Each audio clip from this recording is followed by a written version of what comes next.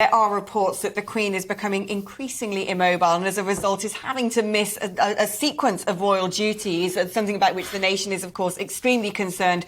We can cross now to our royal correspondent, Cameron Walker, for the latest. Cameron. Hi there, Alex. Yes, so Buckingham Palace has confirmed this morning that Her Majesty will not be attending any of the annual garden parties this year. Of course, it's an annual tradition. It gives the royal family a chance to give thanks to local members of the community who've done kind of good deeds and volunteering work. The last couple of years, it hasn't happened because of the coronavirus pandemic, and this year was meant to be, kind of the big comeback for it. But we understand that other members of the royal family are going to be taking Her Majesty's place. Now, from speaking to people inside the palace this morning, I understand that the reason for it, if you look at Her Majesty, pictures of Her Majesty at previous garden parties, it's long periods of standing. And they're very, very long, these garden parties. And we know Her Majesty has mobility issues.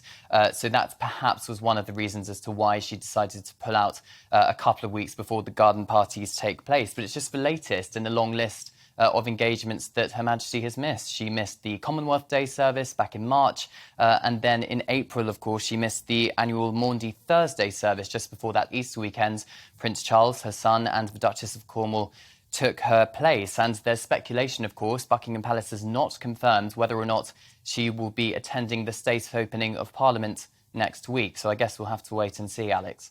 I mean, it's been an extremely torrid year for the Queen, of course, first losing her husband. And people often say, don't they, that that people who've been in a long-term companionship as the Queen and the Duke of Edinburgh were can, in many respects, see a demise as a result of heartbreak. But on top of that, of course, there have been all the dramas associated with Prince Andrew and then Harry and Meghan. I mean, it really has been a tough time for her.